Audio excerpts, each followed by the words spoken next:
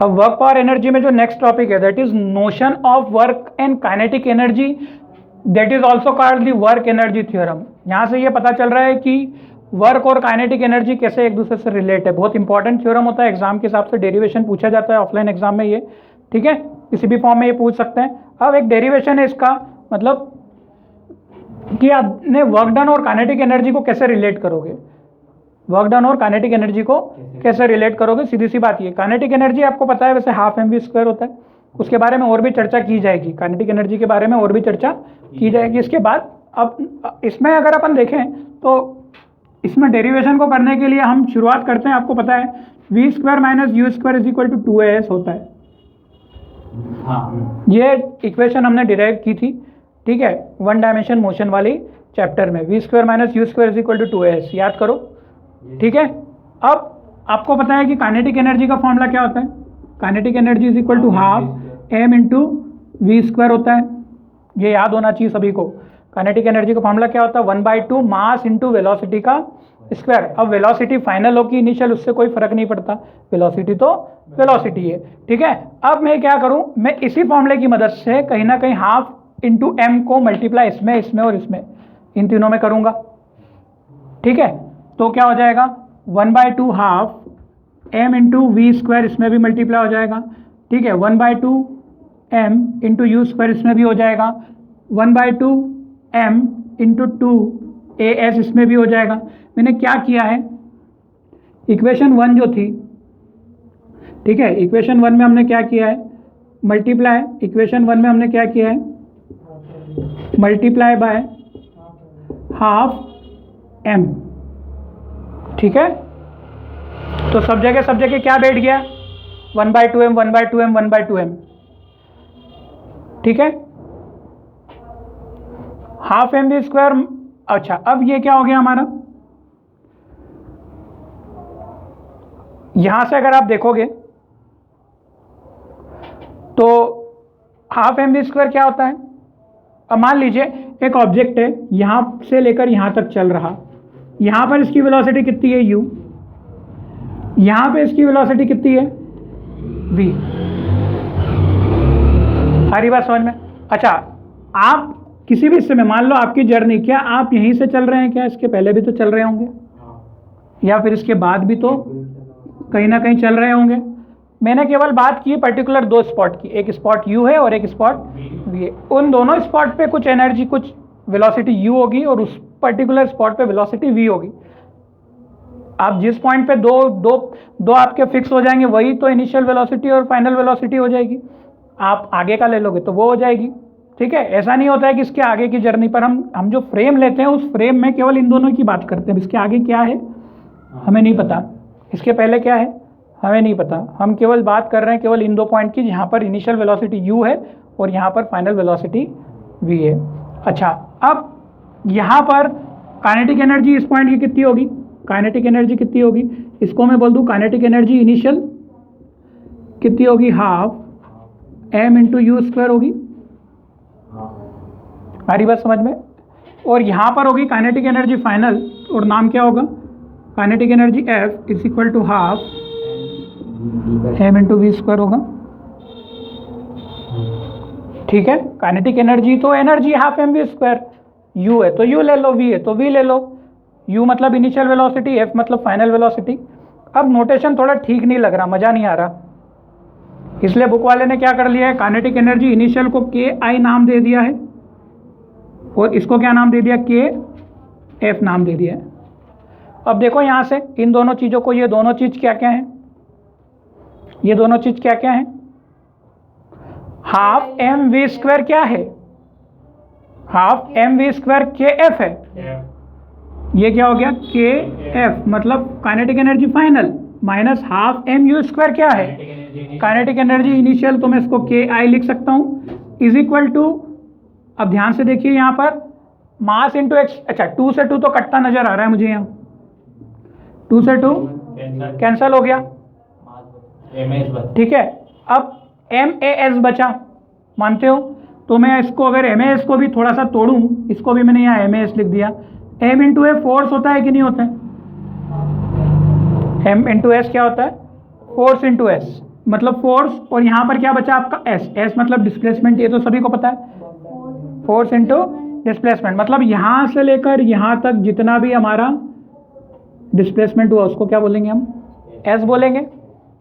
और force into displacement याद करो वर्क को कहते हैं, तो अल्टीमेटली ये चीज़ क्या हो गई, पूरी वर्क डन हो गई, ये पूरी टर्म क्या हो गई, work done. Is that clear?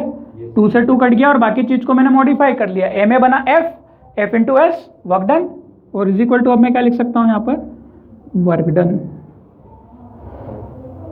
ठीक है, मतलब यहाँ क्या फॉर्मूला आया, final kinetic energy minus initial kinetic energy is equal to the work done. ठीक है,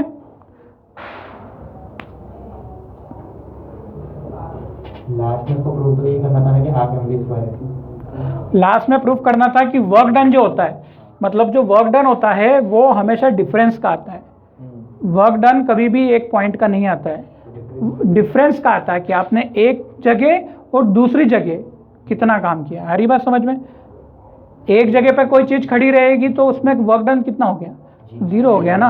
आपका स्थान एक जगह से दूसरी जगह पर बदला, इतनी देर में आपके अंदर कोई ना कोई एनर्जी आ गई, और वही एनर्जी किसके फॉर्म में स्टोर होती है, मतलब ये वर्क उसको कहते हैं वर्क डन। आपने कोई धक्का लगाया, जैसे मान लें आपने क्या किया, यहाँ पर इस ऑब्जेक्ट पे धक्का लगा के इसको कहाँ तक ले गए, वी तक ले गए, तो यहाँ पे वर्क डन क्या हुआ, आपने एक फोर्स लगाया, वर्क किसने किया, एक भारी बॉडी ने किया, भारी बॉडी ने क्या किया, वर्क डन किया, कुछ काम किया उस पर, क्या काम किया, उसने कुछ फोर्स लगाया और इसको कहाँ से कहाँ ले आए, यहाँ से यहाँ तक ले आए। आई बात समझ में?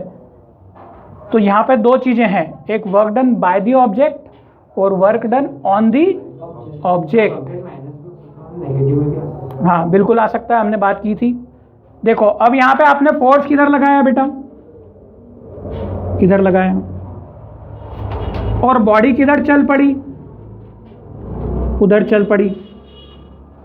अप्लाइड फोर्स था ये आपका, और ये क्या था, डिस्प्लेसमेंट। दोनों एक ही दिशा में है, दोनों एक दिशा में थे। याद करो फॉर्मूला क्या था, F dot S cos theta, दोनों एक डायरेक्शन में, इसका मतलब एंगल कितना होगा, 0 डिग्री। एंगल कितना होगा, 0 डिग्री। कॉस 0 कितना होता है, 1। हालांकि उससे मतलब नहीं है, आपको ये वैल्यू क्या मिल रही है, पॉजिटिव। ये वैल्यू क्या मिल रही है, पॉजिटिव मिल रही है। मतलब वर्क डन क्या मिल रहा है, बाय दी फोर्स, मतलब ये अप्लाइड फोर्स है, ये जो अप्लाइड फोर्स था, इसने जो वर्क डन किया है वो क्या निकला आपका, पॉजिटिव। अप्लाइड फोर्स का वर्क डन क्या निकला, पॉजिटिव। आई बात समझ में, नहीं आया? वहीं पर एक फ्रिक्शन फोर्स भी था, वहां पर क्या था, एक फ्रिक्शन फोर्स भी था। तो मान लो फ्रिक्शन फोर्स तो इधर काम कर रहा, फ्रिक्शन फोर्स इधर है, और डिस्प्लेसमेंट किधर हुआ, इधर हुआ। ठीक है, तो वर्क डन बाय डिस्प्लेसमेंट कितना हुआ, work done by friction force कितना हुआ। अच्छा, अब इसमें आपको पता है एंगल कितना हो गया, 180 डिग्री। और जब यहाँ वैल्यू पुट करोगे एफ एस कॉस 180, कॉस 180 कितना होता है, -1। तो इस तरीके से एफ डॉट एस का वैल्यू कितना आ रहा है, ये मतलब फोर्स इंटू डिस्प्लेसमेंट माइनस आ रहा है। तो work done by friction force कितना आ रहा है, नेगेटिव। क्या बात समझ में आ रही है? तो आपको क्या देखना पड़ेगा, आप जो चीज़ से फोर्स लगा रहे हो और बॉडी जिधर खसक रही है, वो दोनों में डिस्प्लेसमेंट कैसा है। बात क्लियर हो रही है?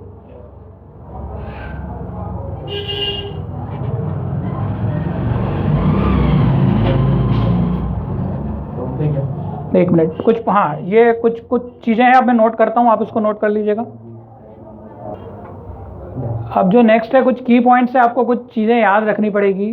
ठीक है, 2 टाइप के फोर्सेस आप पढ़ते हो फिजिक्स में, एक होता है कंजर्वेटिव फोर्स। क्या कंजर्वेटिव? ठीक है, कुछ अजीबोगरीब नाम है पर याद रखने पड़ेंगे। कंजर्वेटिव फोर्स मतलब फोर्स 2 टाइप के हो सकते हैं, एक कंजर्वेटिव फोर्स और दूसरा होता है नॉन कंजर्वेटिव फोर्स। हमारी बात समझ में? तो कंजर्वेटिव फोर्सेस वो फोर्स होते हैं that does not depend upon the path, जो कि पाथ के ऊपर डिपेंड नहीं करते हैं। ठीक है, जैसे ग्रेविटेशनल फोर्स, जैसे ऑब्जेक्ट आपका यहाँ से लेकर यहाँ पर आ रहा है, या फिर ऑब्जेक्ट यहाँ से यूँ घूम फिर के यहाँ से लेकर फिर यहाँ पर आ रहा है, रास्ते अलग अलग हो गए। आप किसी भी फोर्स से लेके आओ, मान लो आपने ताकत लगा के इसको कहाँ पर दे दिया, सीधे सीधे यहाँ पर लगाया। मान लो एक फोर्स को आप यहाँ पे लेके आए, ऐसा लेके आए, फिर ऊपर लेके गए, फिर इधर लेके गए और फिर उधर लेके गए। ये मान लो 1 मीटर का है, तो ये भी कितने का, 1 मीटर का। मतलब दोनों ही रास्ते की ऊंचाई कितनी है, 1 मीटर की। पर एक रास्ता आप घुमा फिरा के ले गए हो और एक रास्ता आप डायरेक्ट 1 मीटर पर ले गए हो। तो आपका जो यहाँ तक पहुँचने में जो फोर्स, मतलब आपने जो फोर्स अप्लाई किया, ठीक है, वो फोर्स रास्ते पर डिपेंड नहीं करेगा। Force does not depend upon the path, ठीक है। मतलब यहाँ पर इसके द्वारा फोर्स और इसके द्वारा फोर्स, आप इसको यहाँ तक ले आओ या फिर यहाँ घुमा फिरा के यहाँ तक फोर्स जो भी लगाया, दोनों की वैल्यू क्या आएगा, दोनों का आंसर क्या आएगा, सेम आएगा। मतलब अब जब आप वर्क डन निकालोगे इसका और इसका, दोनों का आंसर क्या आएगा, सेम आएगा, ठीक है। तो ये वैल्यू जो रहेगी it will be same. Non conservative forces क्या होंगे, we depend upon the path, जैसे कि फ्रिक्शन फोर्स। फ्रिक्शन फोर्स क्या होता है, पाथ के ऊपर डिपेंड करता है, ठीक है। मतलब फ्रिक्शन फोर्स क्यों, क्योंकि आप जैसे इसके ऊपर है, ये सतह कैसी है, अलग है, फिर ये सरफेस है, कुछ अलग है। मान लो आपने ऑब्जेक्ट को यहाँ से लेकर यहाँ पर ले आए, सेम ऑब्जेक्ट को यहाँ से लेकर यहाँ पर सेम दूरी पर लेके आए, तो आपको दोनों की सरफेस अलग अलग होने के कारण क्या होगा, अलग अलग यहाँ पर वैल्यूज़ होंगी, ठीक है। तो ये फोर्सेस क्या होंगे, दोनों अलग अलग, दोनों का आंसर क्या निकलेगा, डिफरेंट निकलेगा, ठीक है। तो ऐसे फोर्सेस को क्या बोलते हैं अपन, नॉन कंजर्वेटिव फोर्सेस। हरी बात समझ में।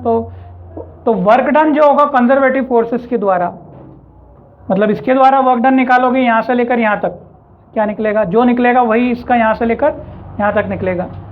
अभी चूंकि आपने ग्रेविटेशनल फोर्स नहीं पढ़ा है, अभी मैं बताऊंगा आपको। Gravitational force actually potential energy वाली चीज़ से जुड़ा हुआ है, तो फिर भी आप समझ लो कि कोई चीज़ ऊंचाई से अगर रिलेटेड है, ऊंचाई से, तो वो ग्रेविटेशनल फोर्स लगाना पड़ता है। मतलब आप ग्रेविटी के अगेंस्ट में किसी चीज़ को ऊपर ले जाओगे तो कौन सी ताकत लगानी पड़ेगी, ग्रेविटेशनल फोर्स। एक तरीके से ऊंचाई के अगेंस्ट में काम कर रहे हो आप, मतलब नीचे फोर्स लग रहा है ग्रेविटी का, और आप कहाँ ले जा रहे हो, ऊपर इसके अगेंस्ट में ले जा रहे हैं।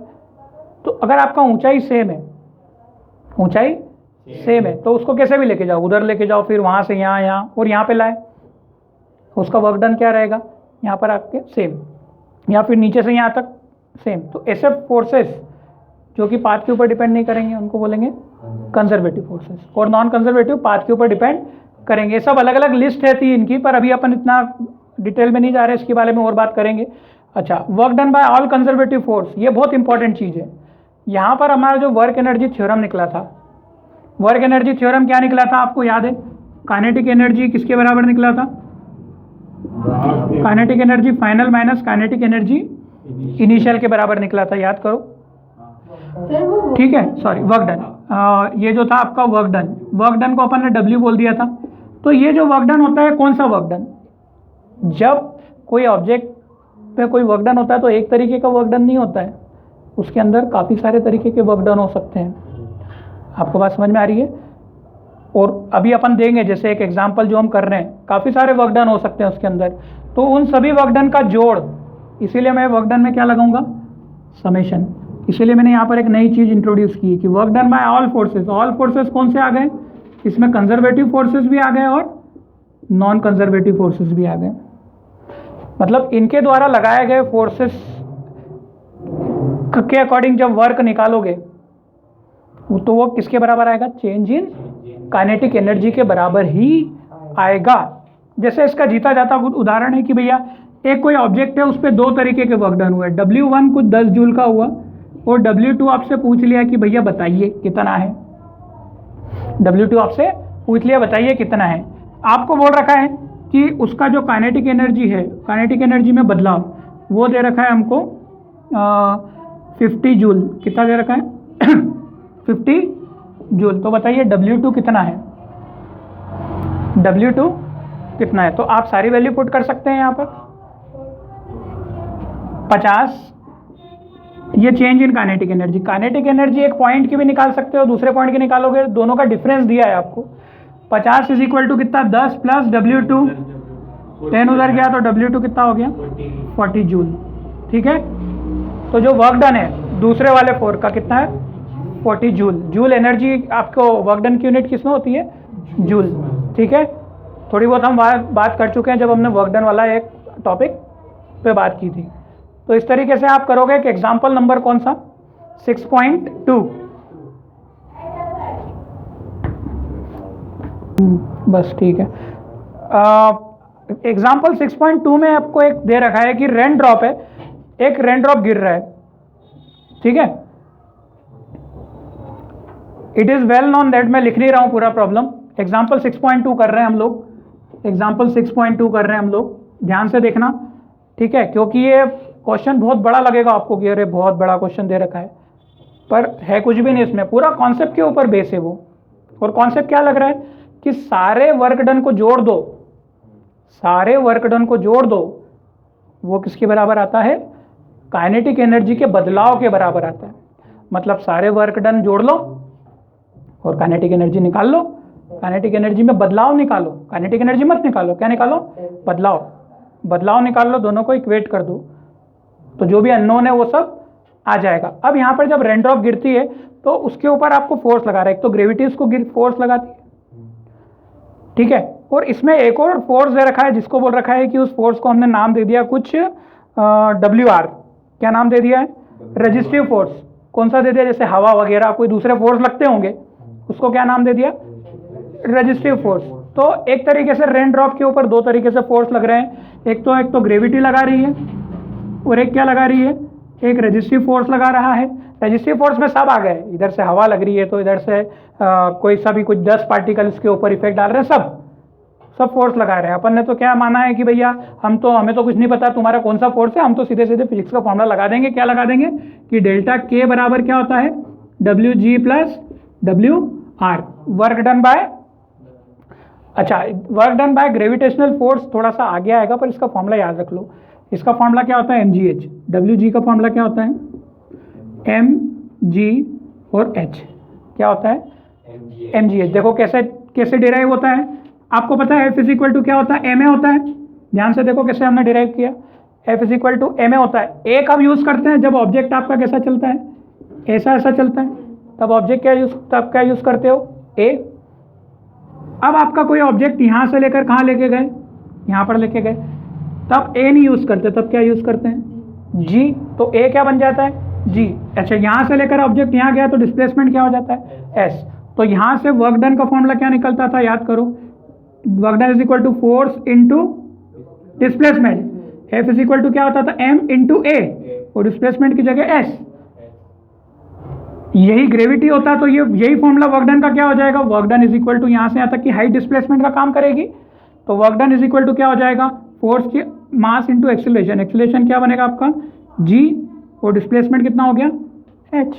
तो ये डिराइव हो गया work done force into displacement. Force कितना m है, a कितना बना g और डिस्प्लेसमेंट कितना बना हाइट। मतलब जो चीज़ आपकी ऐसी चल रही थी वो चीज़ कैसी चलेगी अब इस तरीके से। ठीक है, तो उस समय आपका जो a होगा वो क्या बन जाएगा g हो जाएगा। क्लियर, तो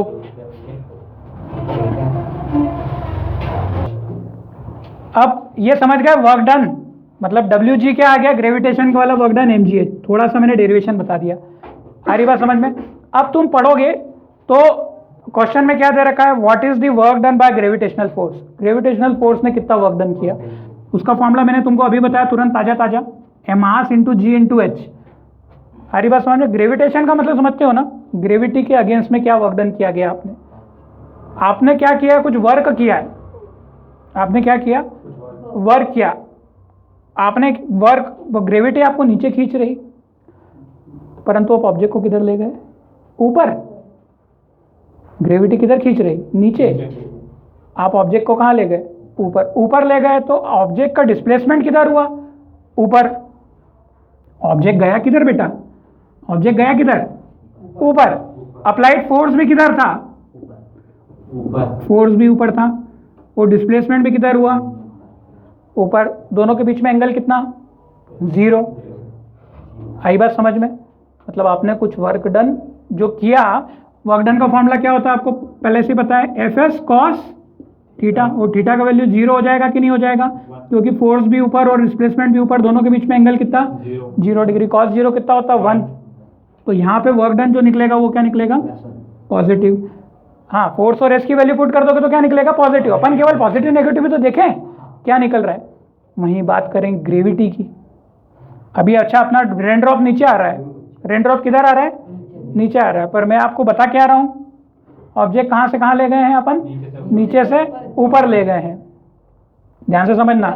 अब मैं ऑब्जेक्ट को अगर नीचे से ऊपर ले रहा हूं तो आपने फोर्स किधर लगाया, मतलब आपने जो फोर्स लगा, अपने आपकी फोर्स की बात मत करो, आप किसकी बात करो, ग्रेविटी के फोर्स। ग्रेविटी किधर फोर्स लगा रही नीचे, परंतु ऑब्जेक्ट आपने किधर ले गए ऊपर ले गए। क्या बात समझ में आ रही, ग्रेविटी किधर फोर्स लगा रही नीचे की तरफ, ग्रेविटी नीचे ले जाती है किसी को, पर आप कहाँ ले गए ऊपर। तो वर्क डन बाय ग्रेविटी, फिर से बोल रहा हूं, वर्क डन किसने किया उसकी बात होती है, ग्रेविटी ने किसने वर्क डन किया। देखो एंगल कितना, ग्रेविटी नीचे लग रही, डिस्प्लेसमेंट कितना इधर, दोनों के बीच में एंगल कितना 180 डिग्री, कॉस 180 कितना नेगेटिव। आई बात समझ में। तो gravity, work done by gravity कितना आ रहा है माइनस नेगेटिव आ जाएगा, कितना आ रहा है। ये कब आ रहा है बेटा, जब ऑब्जेक्ट कहाँ से कहाँ गया, नीचे से ऊपर फेंका आपने। क्या बात क्लियर हो रही है कि नहीं हो रही है, ठीक है। अब अभी रेन ड्रॉप है, अब हमारा रेन ड्रॉप है, लेटेस्ट से ये क्या हमारा रेन ड्रॉप, ये कहाँ से कहाँ आ रहा है, यहाँ से यहाँ आ रहा है। अच्छा, इनिशियली ये किस पे होगा, मान लेते हैं ये कहाँ पर होगा, रेस्ट पर होगा। ये जैसे ही आपका जमीन पे आया, आपको कुछ एक आपको वेलोसिटी भी दे रखी है, क्या वेलोसिटी दे रखी है। अच्छा, इसका मास कितना दे रखा है, एक ड्रॉप है जिसका मास कितना दे रखा है 1 ग्राम का, कितना दे रखा है, मास इज इक्वल टू 1 ग्राम का दे रखा है। ओके, और क्या दे रखा है, 1 किलोमीटर की हाइट से ये रेन ड्रॉप नीचे गिर रही है, मतलब ये हाइट कितनी दे रखी है आपको 1 किलोमीटर। अच्छी बात है। और क्या दे रखा है, हाँ, ये ग्राउंड पे जब हिट कर रहा है, मतलब जब ये हिट कर रहा है तब इसकी वेलोसिटी कितनी दे रखी है 50 मीटर पर सेकंड दे रखी है। क्या बात समझ में आ रही। और जब यहाँ से निकला था तब इसकी वेलोसिटी कितनी है, u इज इक्वल टू 0। क्या बात समझ में आ रही है। आपसे 2 क्वेश्चन के उत्तर पूछे। पहला, what is the work done by gravitational force, gravitational force के द्वारा वर्क डन किया गया कितना। तो work done by gravitational force का डायरेक्ट फॉर्मूला क्या होता है, mgh। Work done by gravitational force का फॉर्मूला क्या होगा, mgh। ग्रेविटी किधर खींच रही, नीचे, ग्रेविटी किधर खींच रही नीचे, बूंद भी किधर जा रही नीचे, दोनों नीचे, मतलब वर्क डन क्या आएगा पॉजिटिव। इसीलिए फॉर्मूला क्या हो गया, work done by gravitational force is equal to कितना mgh। m का वैल्यू कितना दिया है 10। अच्छा, ग्राम में तो कुछ रखेंगे नहीं, ग्राम को किस में करना पड़ेगा, किलोग्राम में। किलोग्राम में कन्वर्ट करोगे तो 1 अपॉन में क्या करना पड़ेगा, याद करो 1000। तो ये किलोग्राम में हो गया, इंटू जी कितना दिया है 10 ले लो, अंदाजे से क्या ले लो 10 ले लो, और हाइट कितनी है किलोमीटर, पर हाइट मीटर में रखते हैं तो किलो को किस में करना पड़ेगा 1000 में। 1 किलोमीटर में 1000 मीटर, तो ये 1000 हो गया। सारी बात समझ में, 1000 और 1000 क्या हो गया, ये कैंसिल हो गया। डब्ल्यू का वैल्यू कितना आ गया 10 जूल। तो work done by gravitational force is equal to कितना आ गया 10 जूल। क्या बात समझ में आया। इसमें हमने सीखा कि ग्रेविटेशनल का फॉर्मूला कैसे डिराइव कर रहे हैं। तो कोई चीज ऊपर से नीचे आई थी, इसीलिए हमारा वर्क डन क्या है, work done by gravitational force positive निकला। हालांकि वर्क है ना स्केलर क्वांटिटी, कैसी क्वांटिटी है, हम कभी भी नहीं बोलते हैं कि वर्क डन ऊपर किया या फिर नीचे किया, हम उस ऑब्जेक्ट की बात करते हैं कि किसने किया, किसने किया। तो ये क्लियर हो गया। अब question number 2, what is the work done bye resistive forces. मान लो कुछ रेजिस्टिव फोर्सेस होंगे, उसने कितना वर्क डन किया। Is it clear. तो हमने तो डेफिनेशन पढ़ ली थी कि चेंज इन काइनेटिक एनर्जी किसके बराबर होता है, सारे वर्क डन को जोड़ लो। तो यहाँ पे work done WR plus WG is equal to delta K. Delta K क्या है, चेंज इन काइनेटिक एनर्जी। अच्छा, काइनेटिक एनर्जी का वैल्यू निकाल सकते हो, डेल्टा के का value. Half M V square minus half M U square. अभी तो पढ़ा अपन ने, वर्क एनर्जी थ्योरम क्या बोलती है कि पहले पॉइंट की क्या निकालो, इनिशियल की निकालो, फाइनल की निकालो, क्या निकालो, काइनेटिक एनर्जी। दोनों का डिफरेंस ले लो, वही तो हमारा क्या होगा, वर्क डन होगा, जीरो होगी। तो मैं काइनेटिक एनर्जी इनिशियल कितनी होगी, काइनेटिक एनर्जी इनिशियल कितनी होगी, जीरो। क्यों जीरो होगी भाई, क्योंकि half M U square, kinetic energy का फॉर्मूला क्या होता है, मैं लिख देता हूँ, half M into U square, U का वैल्यू कितना, जीरो। तो काइनेटिक एनर्जी इनिशियल का वैल्यू कितना हो गया, जीरो। काइनेटिक एनर्जी फाइनल का वैल्यू कितना होगा, हाफ एम वी स्क्वायर। जब बूंद गिर रही थी तब आपको अच्छा मास कितना दे रखा है, 1 ग्राम। 1 ग्राम मतलब 1/1000 इंटू वेलोसिटी का स्क्वायर कितना है, 50। तो 50 गुणित 50, ये सेम कट गया। तो 2 जीरो से 2 जीरो कट गए, ठीक है। और ये कितना हो गया, 25, 25/20। ऊपर से वो 5 एक बार कट जाएगा और 10 दो बार कट ठीक है, जाएगा। काट लो। तो 5/4 हो जाएगा। तो ठीक है, आप काट लो इसको, 5/4। नहीं वो 2 तो 5 2 ज़ा 2 2 ज़ा 4, 5/4। 5/4 जूल मतलब आएगा कितना, 1.25। आ रही बात समझ में। अब के एफ माइनस के आई कितना होगा, के एफ माइनस के आई इज इक्वल टू कितना होगा, 1.25 माइनस 0, तो 1.25 ही आएगा। ये तो क्या आया, चेंज इन काइनेटिक एनर्जी। ये किसके बराबर होता है, वर्क डन के बराबर होता है, टोटल वर्क डन के। मतलब 1.25 इज इक्वल टू कितना होगा, 1.25 इज इक्वल टू क्या होगा, W G plus W R होगा या नहीं होगा। ये होगा। डब्ल्यू जी का वैल्यू आपने निकाला, यहाँ से हमारा बी पार्ट शुरू हो गया है ना, डब्ल्यू जी का। और ये ए पार्ट हमारा यहाँ से जो था, ये पहला वाला हमारा ए पार्ट था, पहला वाला। बस पुट कर दो और डब्ल्यू आर निकाल लो, माइनस में आएगा 1.25। डब्ल्यू जी हमने निकाला 10, और डब्ल्यू आर कितना है आपको फाइंड करना है, ठीक है। तो 10 को उधर भेजोगे तो कितना हो जाएगा, 1.25 माइनस का 10 is equal to W R 8.75 minus का 8.75 joule is equal to W R. चलो ये क्लियर हो गया आपको, एक कॉन्सेप्ट क्लियर हुआ। ये दोस्तों। तो ये वर्क एनर्जी थ्योरम से, इसी को ही क्या बोलते हैं, वर्क एनर्जी थ्योरम ही हमने अप्लाई करी। ये क्या है, वर्क एनर्जी थ्योरम। चलिए अब 6.3 क्या दे रखा, a cyclist comes to a skidding stop in 10 metre. During this process the force on the cycle due to the road is 200 newton. ठीक है, मतलब क्या है, एक साइक्लिस्ट है, वो यहाँ से लेकर यहाँ तक आता है, ठीक है, एक फोर्स लगाता है। तो यहाँ पर फोर्स कितना लगाता है, 200 न्यूटन का। कितना लगाता है,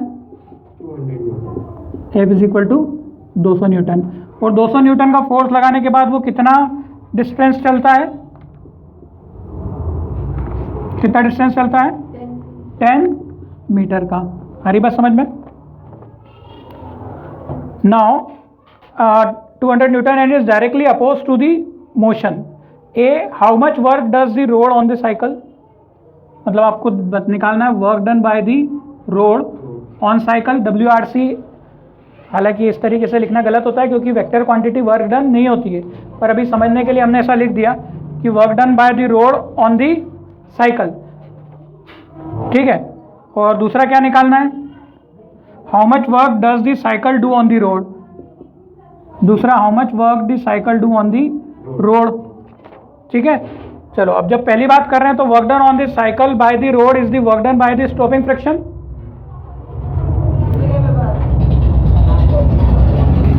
ये 10 मीटर के बाद क्या हो रहा है, यहाँ पर गाड़ी क्या हो रही है, स्टॉप हो रही है।